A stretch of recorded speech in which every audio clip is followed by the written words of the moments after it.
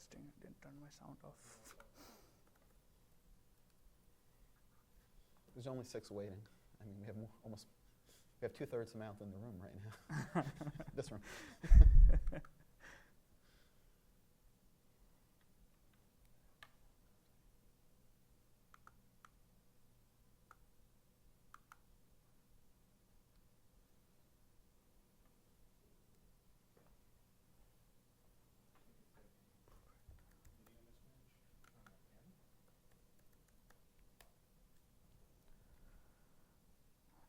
I had my sound turned on, just turned it off.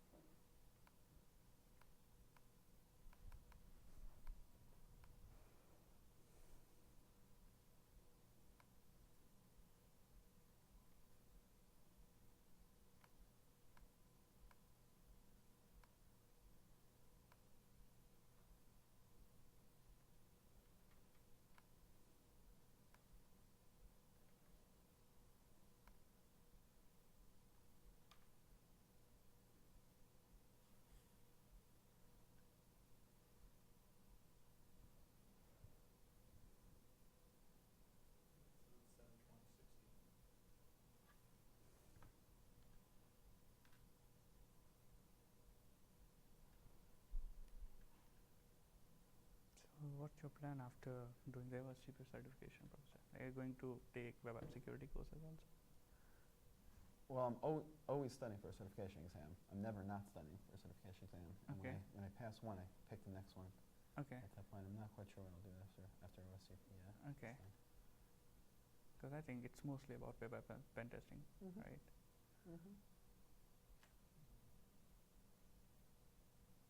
XSS, SQLi, CSRF. Okay.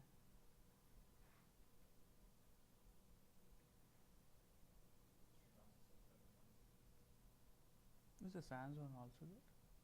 Same? SANS certifications? That's possible. Yeah. Okay. Those are also good, right? They're good. But I mean, very expensive. They're expensive and they're only multiple choice. Okay. So OCP, in my opinion, is probably better because it's got a phenomenal hands-on component. Yeah. It's like a live thing, you know.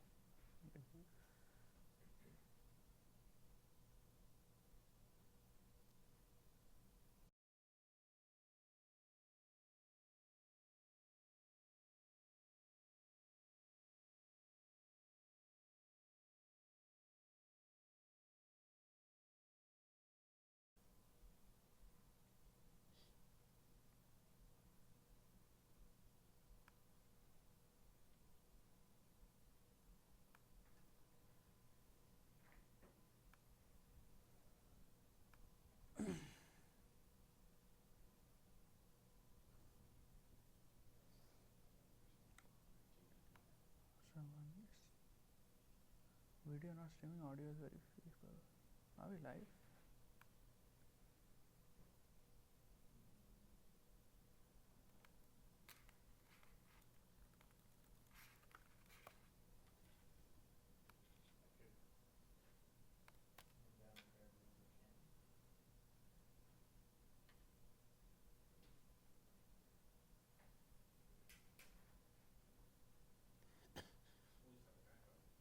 There's a message that the audio is kind of weak also. Yeah. They can hear us? It says very weak. So.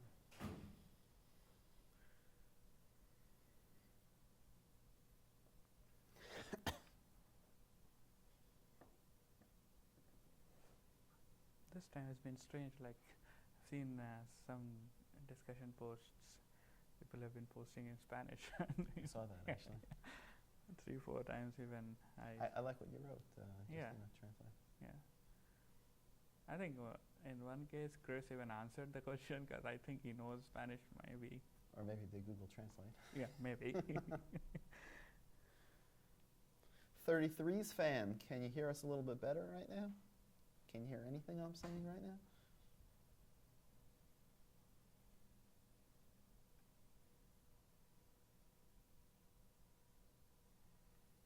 Audio is very feeble, it says.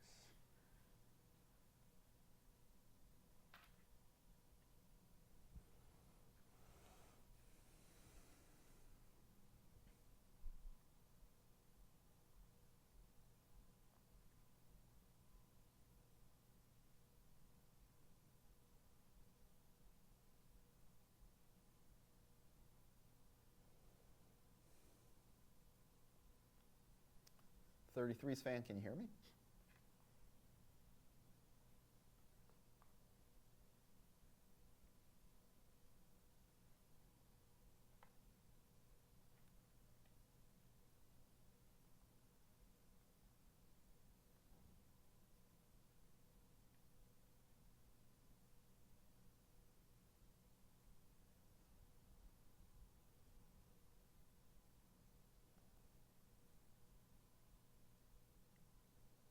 There was Okay. one question. So like, I think sometimes back somebody posted that about the passwords. They said that should we keep it same or should we change it?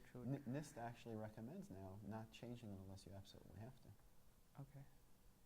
Not changing, right? Yeah, they're saying, NIST is saying now frequent password changes are counterproductive because it causes users to write them down or to cycle Yeah. through with small derivations. Yeah.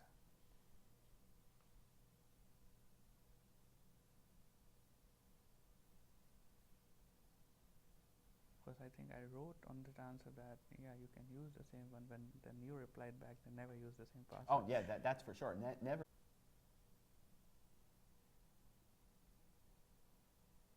Like, can we see how many are waiting? Waiting is only before the stream goes live. So right now it's just watching. Oh, okay. And I would say out of the two, one is named Ania and one is named Jonathan.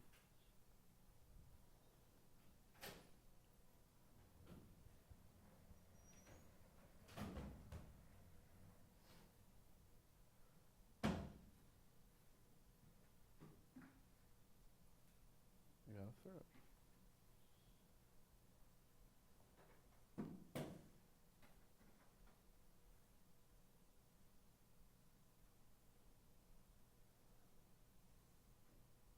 Testing 1, 2.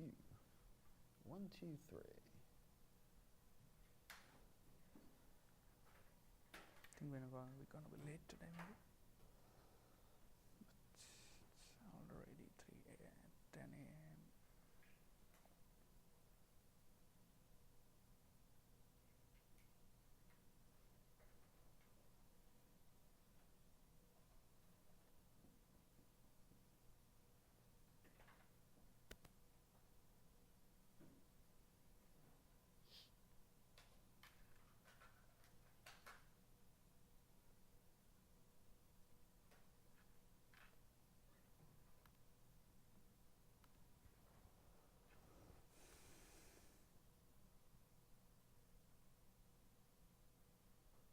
Back up to 8. Sure.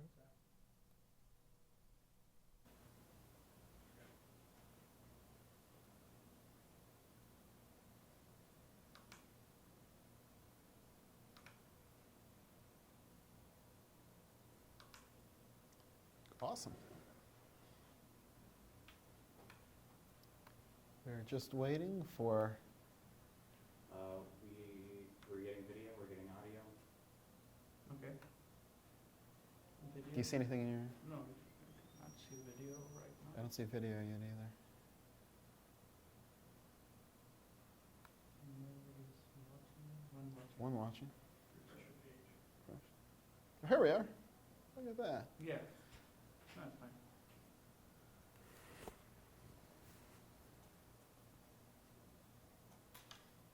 I think it's lagging.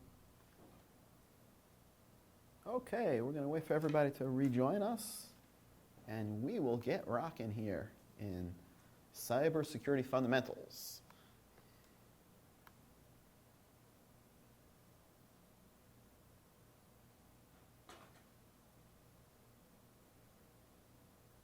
Thanks for your patience, everybody.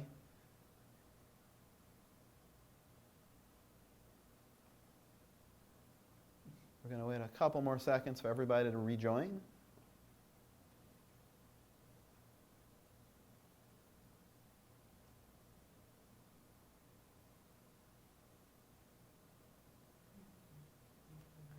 How is everybody doing today?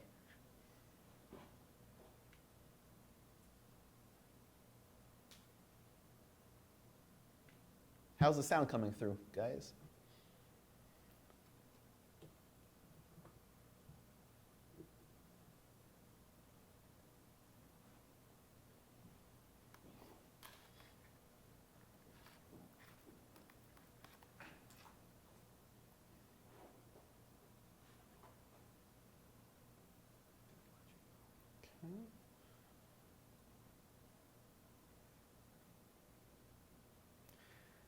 everybody post a message in the chat room with your name and where you're from, please.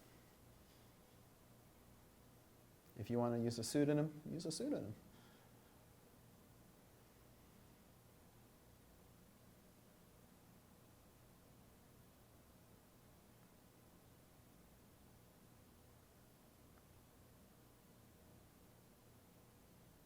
Just want to see some activity going on from you guys out there in cyberspace. All right.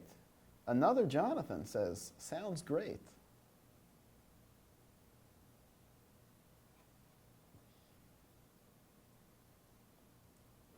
Another Jonathan S., in fact.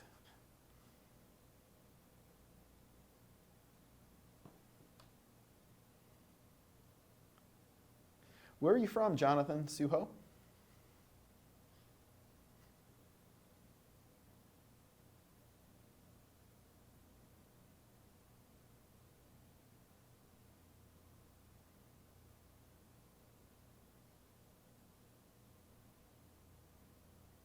Boston area. I've been there a few times. Ania, have you been to Boston before? No, not yet.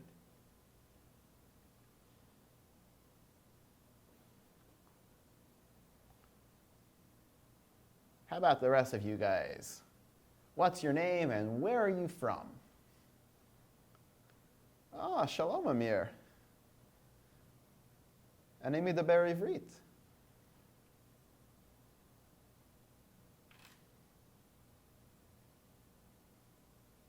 Toda Rabah.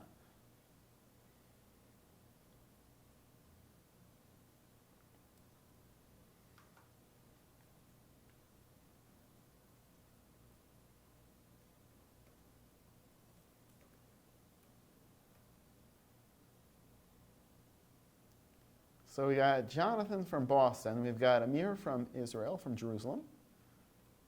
Who else is in our Cybersecurity Fundamentals live Q&A session this morning?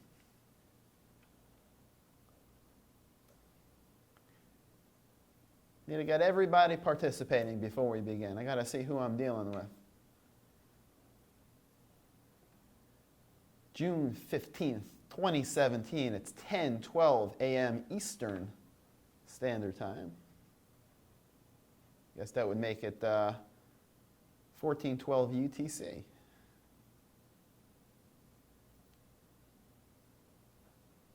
Everybody say hi to Ania as well. Hello everyone, this is Ania.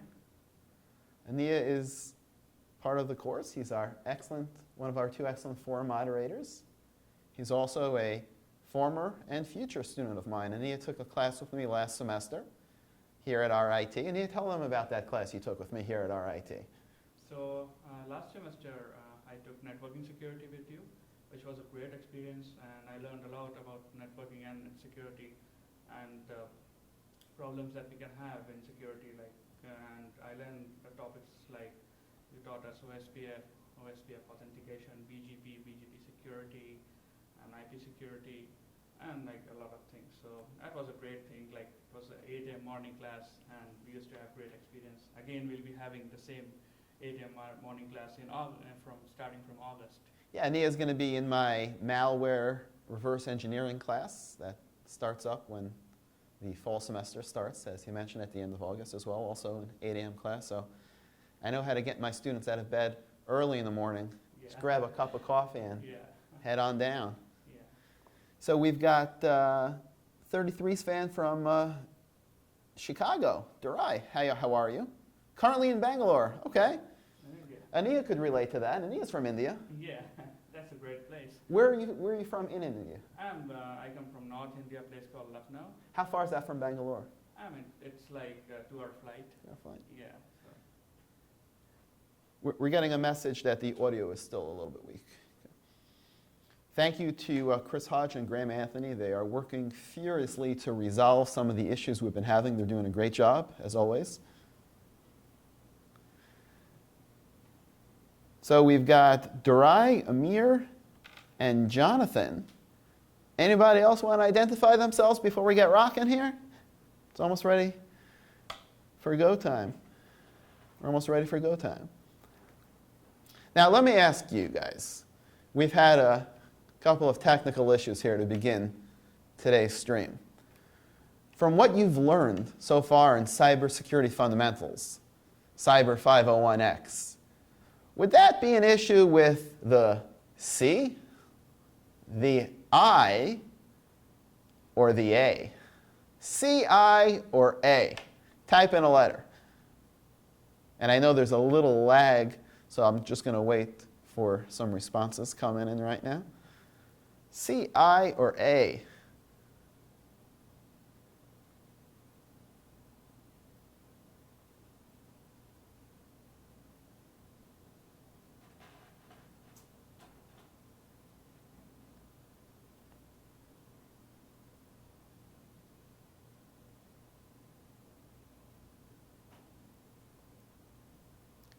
We're still waiting for a couple of responses. Would that be confidentiality, integrity, or availability?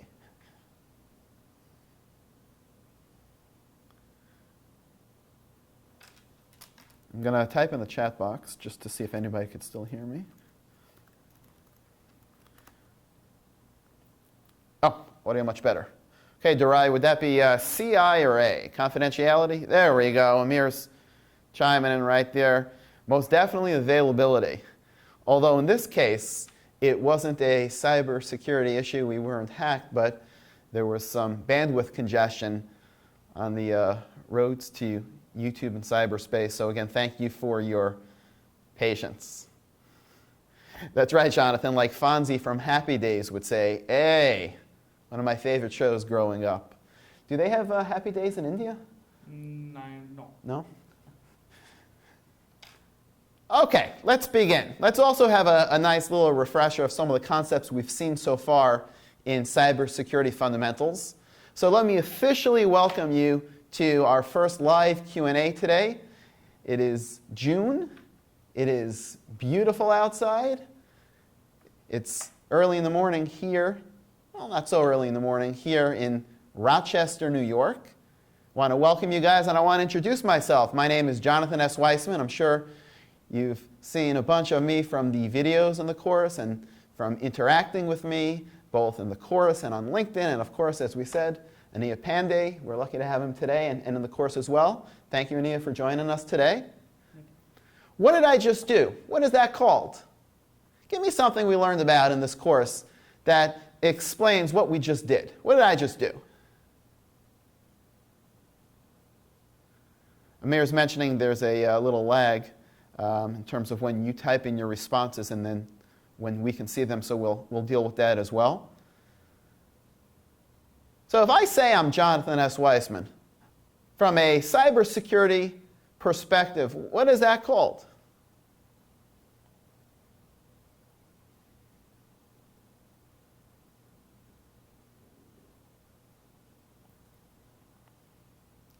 What I might do is I might chime in with the answer, and then any lagged answers that come in, we'll accept them. We'll give them full credit for the answer. Yeah. Okay.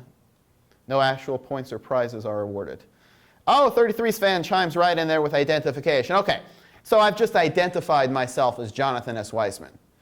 Do you take me at face value? What do I have to do now? Now that I've said that I'm Jonathan S. Weissman, I got to prove it. What's proving it called?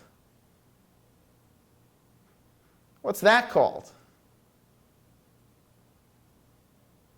You know what, Ania, why don't you time the, see how long it takes between when I ask a question and how long the response comes in, then we'll have some form of an indication in terms of the lag. Okay. Okay. Sure, I'll try that. Please. So Ania's going to be timing the responses, and we'll have a better interaction. Because I like interacting with my students, especially in a live Q&A session. I've identified myself. You should never take an identification by itself at face value. It has to come after that, and there's Jonathan chiming in with identification, so there seems to be a bit of a lag. After identification, I'll just answer, thank you, authenticate, authentication. Now there are, of course, multiple ways to authenticate. It could be something you know, of course, which is one of the most common forms of authentication in the form of a password, something you know.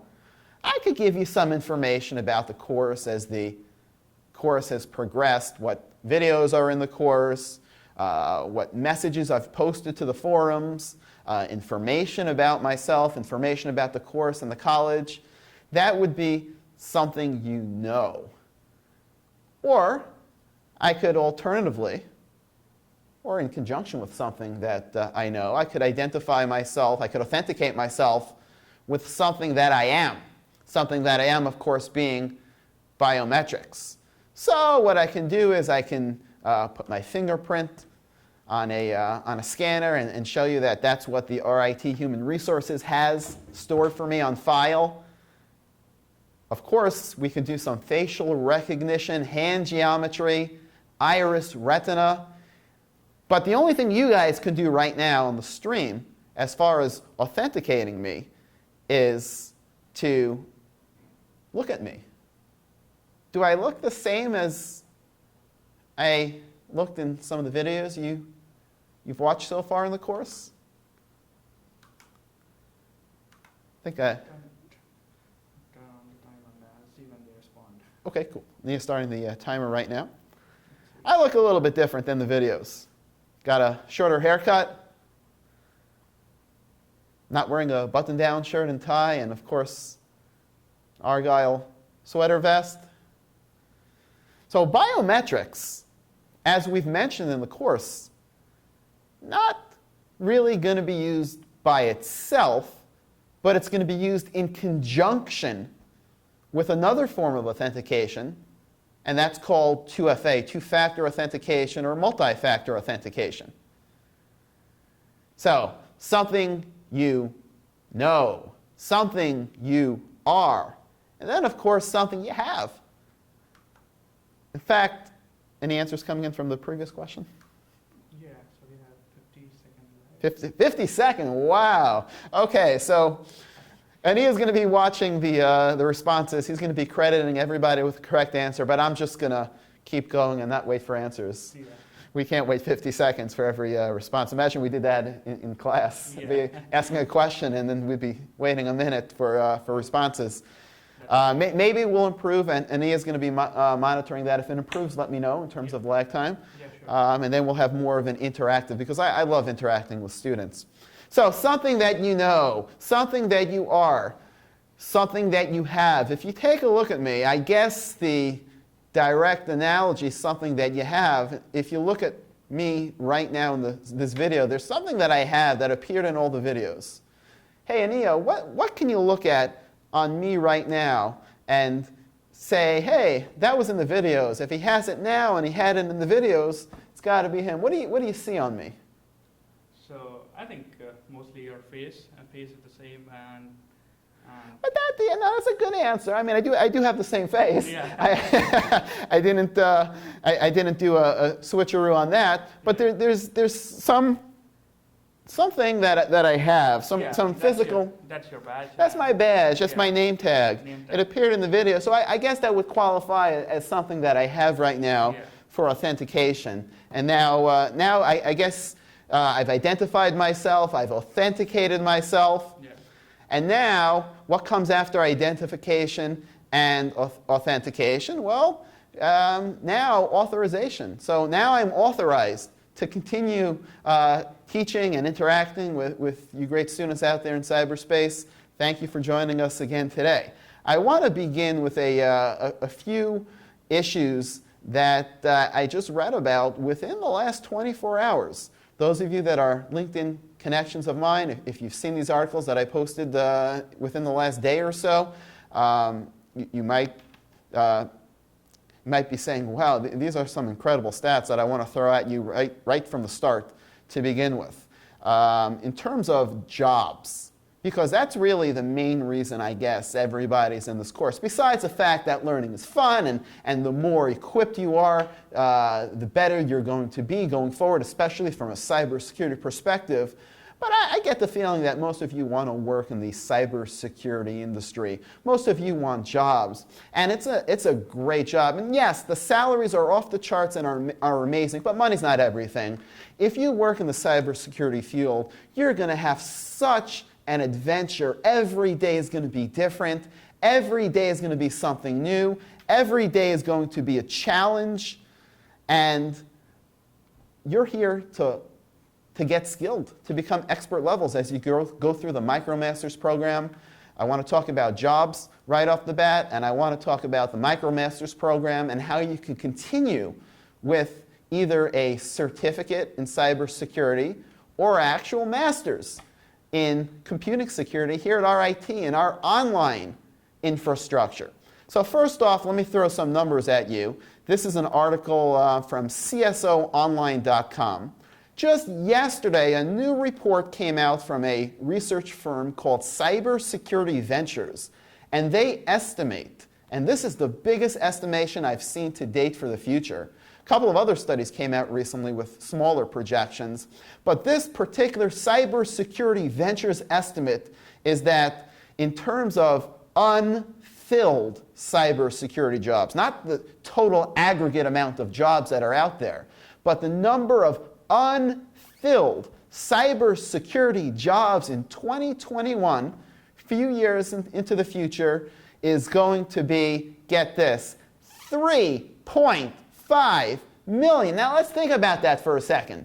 3.5 million, not total jobs, but unfilled jobs, which means you guys in this class, you guys in this MicroMasters program, anybody out there with an interest in cybersecurity, you are right in position, prime position, to get a phenomenal job, to get phenomenal pay. But again, that's not the most important thing, but to really love what you do with a passion every single day. And I want to throw some other numbers at you. Right now in 2017, the United States has about 780,000 filled cybersecurity positions here in the United States. 350,000 are unfilled right now. So that's also a pretty crazy number. Continuing on with India. In India, they're estimating that by 2020, India is going to need 1 million cybersecurity jobs itself, just the country of India, to have 1 million unfilled cybersecurity jobs. That's a huge amount. That is a phenomenal amount. Yeah. And some other numbers that might tell you why we've got all this dearth of unfilled jobs. In that same study that was released yesterday, Cybersecurity Ventures predicts that cybercrime will cost the entire world a certain figure by 2021. I'll give you 2 seconds to think about it. I'm not going to wait 50 seconds for the lag to get your answers, and Nia's going to be moderating what you think. So put in what you think the entire world cost for cybercrime is going to be. And I'll give you a hint. It's not in the thousands. It's not in the millions. It's not even in the billions. According to the study released yesterday by Cybersecurity Ventures, they're estimating that cybercrime will cost the world in excess of $6 trillion a year. $6 trillion a year by 2021. And that's why they're estimating that there will be 3.5 million, not jobs, unfilled jobs. On a related note, there was another study that was released as well yesterday. This is called the Global Information Security Workforce Study, GISWS, and it was carried out by the Center for Cyber Safety and Education along with the ISC Squared organization. And they're estimating that by 2020, there will be only 1.5 million unfilled jobs. Like that's anything to sneeze at. So one study says 3.5 by 2021. Another one says 1.5 by 2020. Again, reaffirming that you guys are in the right place at the right time, and I'm so glad that you're in my class, Cybersecurity Fundamentals. I also want to address some questions that I've gotten over the years, over the last few months, in fact, from students both in the ethics courses and the face-to-face RIT classes here. Some people say to me, hey, Jonathan, I don't have a background in computer science. I don't have a background in cybersecurity. Can I actually realistically get a job? Can I get a good job? Can I advance my career in cybersecurity? These people tell me that they see so many of their peers with a much stronger background in either computer science or networking or cybersecurity. And you know what I tell them? I tell them, look at all those unfilled positions. Oh yes, you do not need any sort of a background to come in, take a few courses, get a few certs, get a degree, and jump right into the workforce. 3.5 million unfilled jobs by 2021. I also want to address the fact that there's such a great need for cybersecurity specialists nowadays. And there are a few reasons, obviously, with cybercrime and data breaches becoming literally a daily occurrence. Every time I check the internet for the latest news in the world of cybersecurity, another major data breach, another compromise, all the time, money, and effort needed to remediate the situations. But what I've seen personally, one problem is that a lot of companies are putting out ads for specializations across multiple disciplines that are seemingly unrelated. In other words, they want their candidates to have A, B, C, D, and E, and be expert level in all of them, when realistically not that many people, if any, are going to meet all those criteria at those particular levels. So what's going to happen is those positions are going to be unfilled. What the hiring managers, what the supervisors need to do, in my humble opinion, is to put out smaller subsets of requirements. But of course, the problem with that is that requires more personnel, more salaries, more health insurance. So they're trying to save on the amount of workers by lumping a bunch of seemingly unrelated tasks at seemingly ridiculous levels, and there's nobody that fulfills the criteria. If the hiring managers would scale down and step back a little bit and say, look, we need one person for this, another person for that, then those jobs would get filled. But of course, they might not have the finances, they might not have the capital, they might not have been approved for that certain amount of jobs, and that's a major problem. And you know what else I tell students in terms of why you are going to get a job in this industry with some training? Think about some of the evil hackers, the black hat hackers over the years. You know where a lot of them are working nowadays? Governments. Oh yeah, you heard me right. After they've served their time, after they've paid their price to security, governments hire them.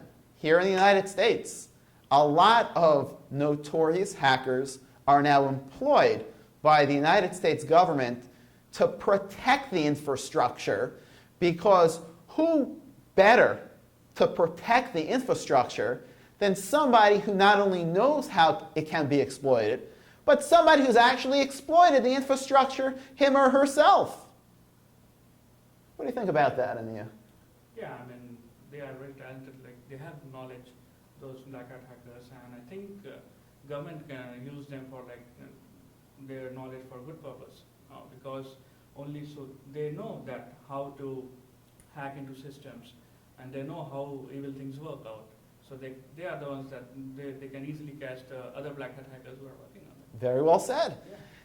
Now, when you guys are studying cybersecurity, and in this course, Cybersecurity Fundamentals, you are going to take not only defensive methodology and outlook on things, but like Ania and I have been saying, you've got to take a very offensive approach. In other words, you've got to learn how systems work and how systems can be broken, because that's the only effective way in terms of learning how those systems can be protected. But here, in the field of cybersecurity, that does come with a caveat, which is why, in my opinion, this first course of the MicroMasters, Cybersecurity Fundamentals, is so very important. If you don't get the fundamentals, and you don't know how the infrastructure works, you don't know how networking works, which we've just started this week.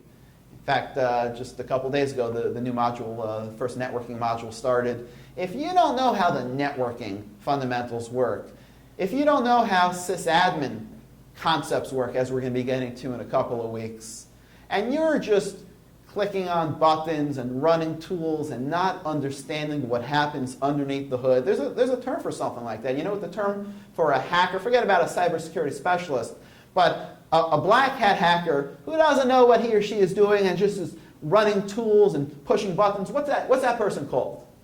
I think they're like the amateurs in hacking, but like, I'm not sure about that. There's sort of a derogatory term for these people known as script kiddies. You ever heard that term, script kiddies? Yeah.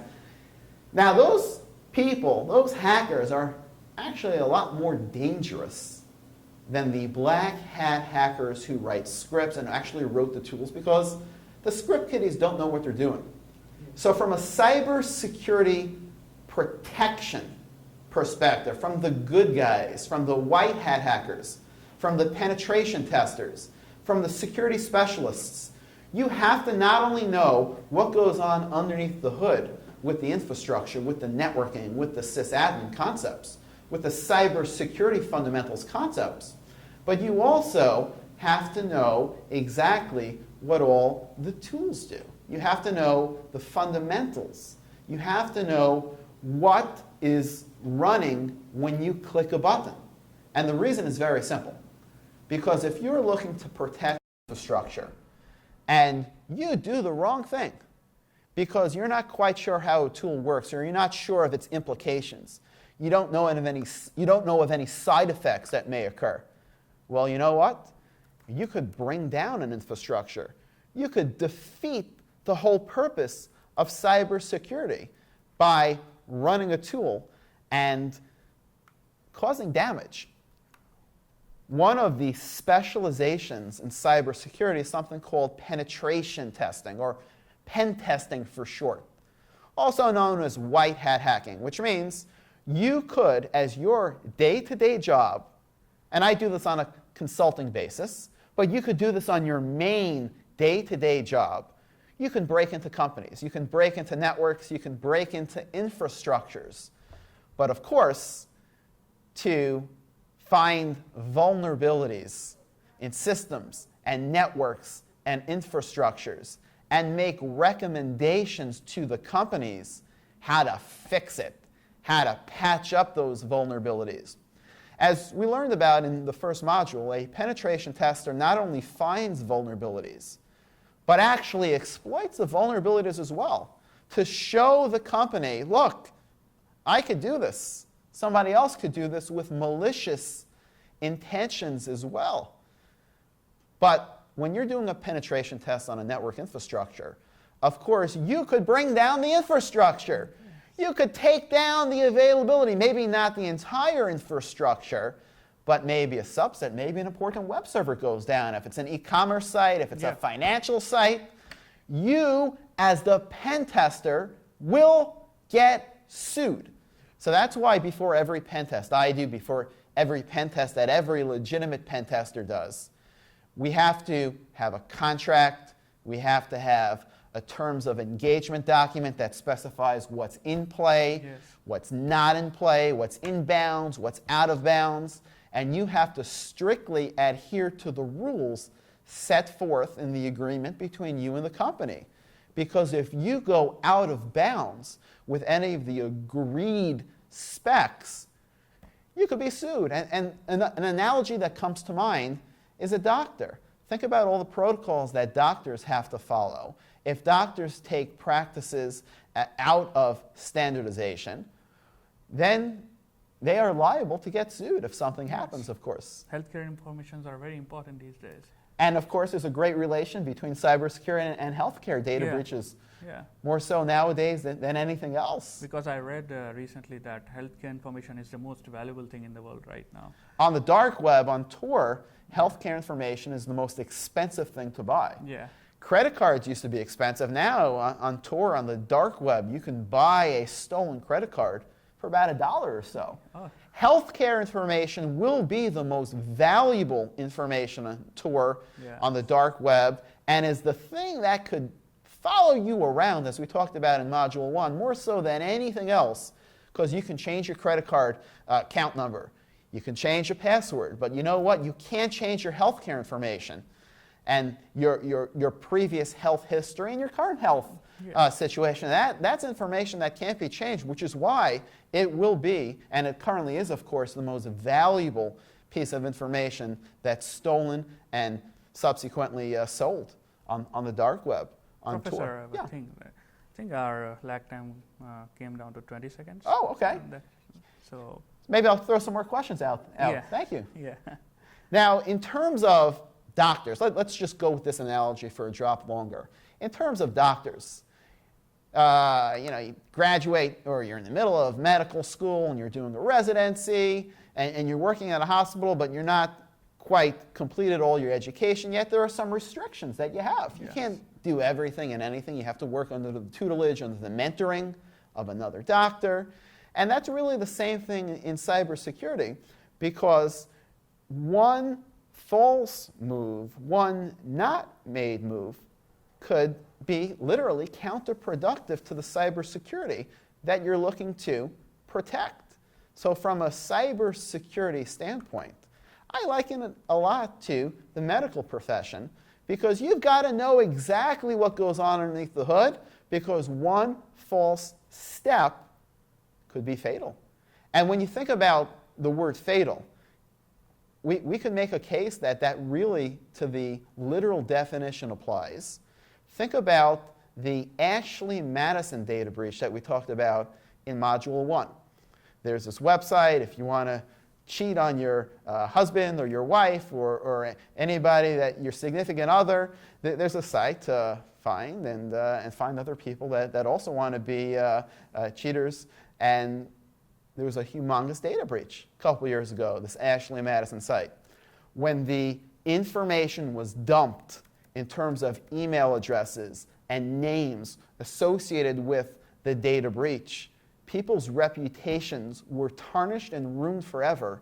And as a result, and this has been documented in many articles, some people actually committed suicide. They killed themselves from the data breach because some of that information that was leaked was just too much for them to keep going on. So there is a direct correlation now we can make between cybersecurity and life itself. And as I'm sure people who have had their financial information stolen or compromised, or some identity theft victims where their bank accounts have been drained, I'm sure there have been other cases like that. So cybersecurity, you've got to know the fundamentals. You can't just jump in there and point and click and run tools. You've got to understand what's going on underneath the hood. You've got to understand the fundamentals, and then, and only then, will you be able to start to help make this world a better place, which is why our MicroMasters program is designed as such with 501x. Now, with that said, starting with this unit that we're in right now, Unit 4,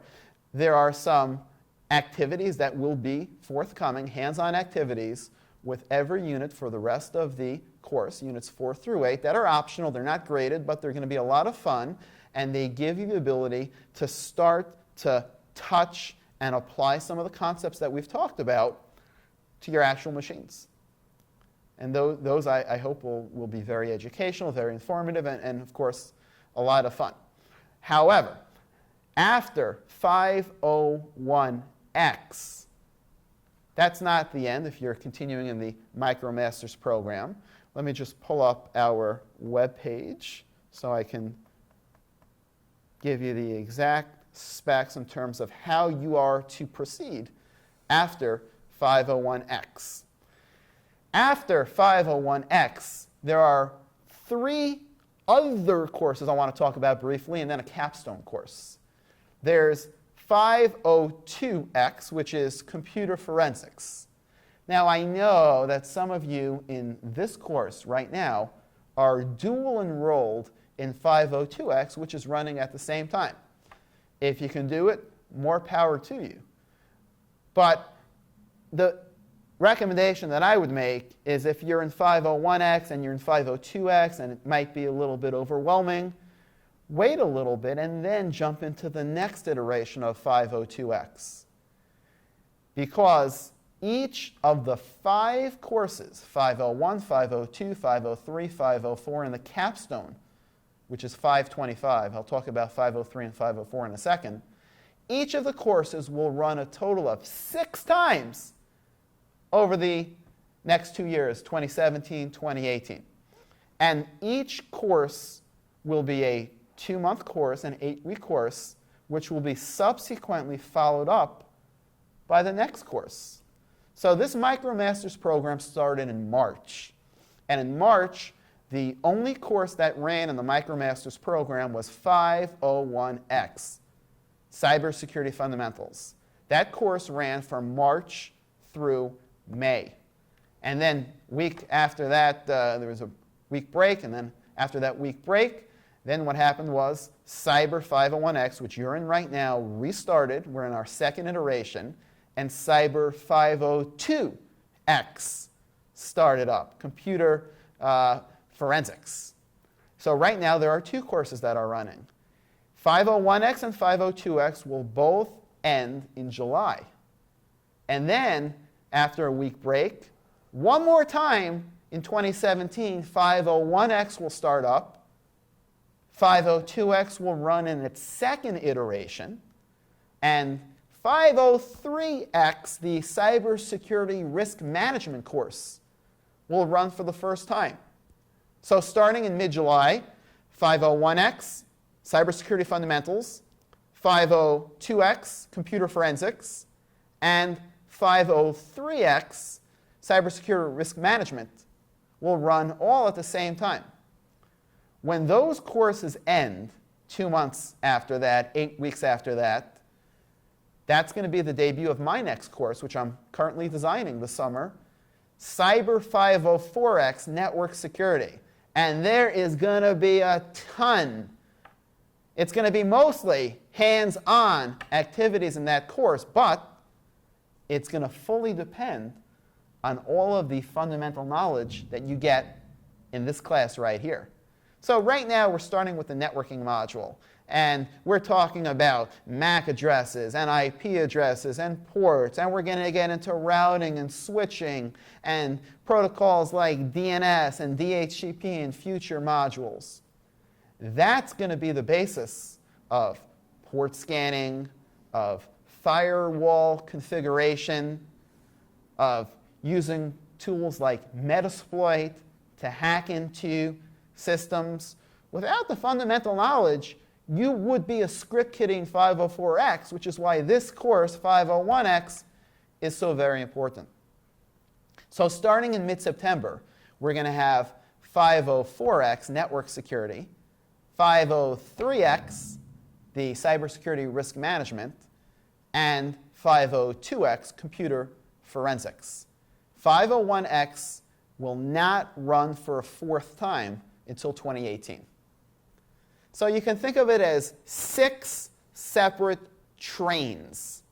And on each of these trains, think of the locomotive trains, on each of the trains, you've got 5 cars. The first 4 cars are 501x, 502x, 503x, 504x, and the 5th car, the car at the end, the caboose, is 525x, which is the capstone course, which takes concepts from each of the previous 4 courses in a real lab environment provided to you. We're still working on the infrastructure, and tests you and teaches you, of course, hands-on labs directly applicable from the knowledge gained in the previous 4 courses. Okay? So there's a question here. Do we need to take 502, 503 to take 504? Jonathan types in. And Jonathan, generally speaking, after you take 501x, the order could be randomized. You could go 2, 3, 4. You could go 4, 3, 2. You could go 4, 2, 3. Any order after that, but I would definitely say you got to start with 501x, and you guys are all in the right place. After 501x, you can go in any order 2, 3, or 4, but that capstone course, the 525x, will only be able to be taken by you if you've passed and verified the previous 4 courses. So that is going to be sort of a restricted course. You will have to have completed the previous 4 courses and verified with an average of 80 or above. Okay. So Kamara, how are you doing today? Kamara writes, so after taking all these courses, can we be ready to work as a cybersecurity professional, 501, 502, 503, 504? And the answer is yes, but based on your background, based on how much you got out of these courses, your mileage may vary. You can start off at a position over here. You can start off as a position over here. You could start off as a position over there. Remember what I said, Kamara, 3.5 million unfilled jobs by 2021, and it's already in the millions right now. So you will find a job. But let me tell you something else, and I'm glad you asked this question, Kamara. I just want to continue telling you how you can further your education with us here at RIT after completing the MicroMasters. You can continue on with RIT Online, and we're dropping the X over here because it has nothing to do with edX after the MicroMasters. You can continue with RIT Online with an advanced certificate in cybersecurity.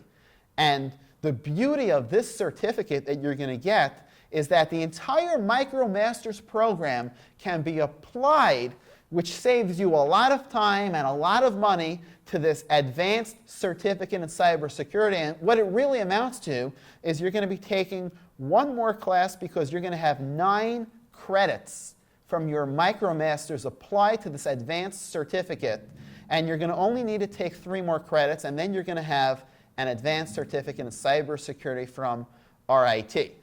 If you want to go a different route and continue on with RIT Online with a Master of Science in Computing Security, again, we'll give you 9 credits for completing the MicroMasters program. And then what you're going to need to do is you're going to need to complete an additional 9 credits in terms of 3 core classes with RIT Online for the continuation of the MicroMasters, the actual Master of Science in Computing Security. So you're going to get the 9 credits applied from the MicroMasters, and then you're going to need to get 21 total credits from the RIT courses, 9 of which that I mentioned are 3 courses. There's going to be some electives that you're going to need to take that can either be 2 classes or 3 classes based on how the credits shake down. And then there's a capstone experience, a thesis for 6 credits, or a project and a capstone class for 3 credits each. So it's basically 21 credits sliced up a few different ways after your MicroMasters if you want a master's in cybersecurity. So let me just check out the chat room, and he's doing a great job of keeping me updated over here. We have a very minimal lag time. We don't have too much time left in our chat this morning anyway, but is there anything that I can answer based on what we've talked about so far today related to the MicroMasters, related to the sequence, related to RIT Online? Anything I can help with? So Kamara writes, the problem is today companies recruit cybersecurity professionals with experiences, ? And I'm going to say no. I'm telling you that somebody who hacked into a major infrastructure here in the United States now works for the government. They are pulling people off the street to work in cybersecurity. Obviously, the more experience and background you come in with, the higher your salary will be, the more higher level position you might be starting out with. But Camara, listen to me. They'll train you. They'll walk you through the process. In fact, a quick story. We have career fair here at RIT, and the major companies, Microsoft, Google, Facebook, Amazon, YouTube, LinkedIn, they all come here and they beg our students to come work for them. And one of the recruiters for Cisco that came last year happens to be a great former student of mine, and we got together for a cup of coffee on campus, and he told me, hey, Jonathan, I want to tell you something. As long as you can throw me a student that has the fundamentals, this is a true story, I'll train them for the rest. So Camara, you show them mastering the fundamentals, which is this course that you're in right now. They will train you. They will walk you through what they need you to do, where they need you to be to get a higher level job and, of course, a higher corresponding level salary. Does that make sense, Camara? And anybody else in our stream here today? Got less than 5 minutes left. So why don't you guys hit me with some questions, please? Hope the lag is not too much of an issue right now. It's much better, I guess.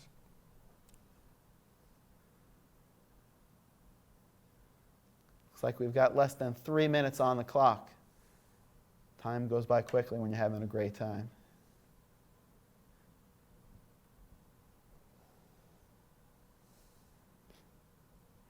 Any questions coming in? Jonathan? Anything I can help you with? Amir? Manishma? 33's fan? Talk to me, guys. Ania, you have any final thoughts you'd like to add? Yeah, I think today we had a great session again, and we have been doing great in this course once again, and we'll be waiting for the next one. Absolutely. So I want to start winding down the session so we don't get cut off. Again, it's been a pleasure. My name is Jonathan S. Weissman. This is my buddy and student. Tell everybody your name. Ania, I'm Ania Pandey, and we'll see you again for the next live session. That's right, we've got another one. Thank you for reminding me. Yeah. We've got another live session coming up in July. Hope to see a larger turnout for that one. Yeah. I want to thank our infrastructure, Chris Hodge and Graham Anthony, for their great work in terms of resolving some of the bandwidth and streaming issues we were having. Jonathan's getting a quick question in under the wire.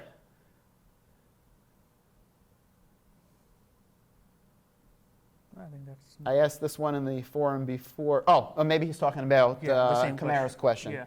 Okay. The same question. Same question. Okay. Oh, no, Jonathan, ask me really quickly. We got 2 minutes left on the clock. Ask me right now. I want to give you a live response.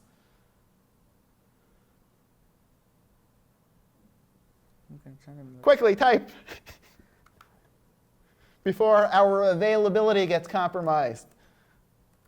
I think I'll just post it in the chat. That will be faster.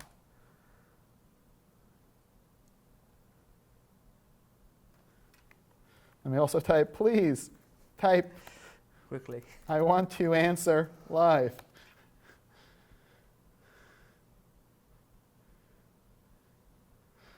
Let me ask our great engineer, can you give me a hand signal when we're down to our final minute, please?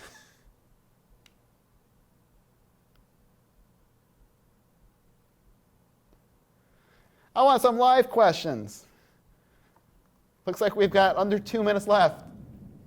No.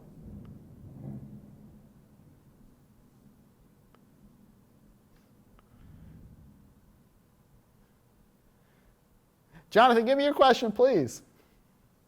Oh, signing software. And he actually mentioned this to me right before we began. I think you posted that right before we went live. So let me give you a quick little answer right now. On that now, of course, a million questions are coming in, and we've got 30 seconds left. Yeah. Signing software really quickly, Jonathan, and then I could post more of a detailed answer in the forum. It's taking a piece of software, hashing it, and encrypting the hash with a private key. Then the digital certificate that's sent along with the software and the hash has the public key that's used to decrypt the hash. And if the two hashes match,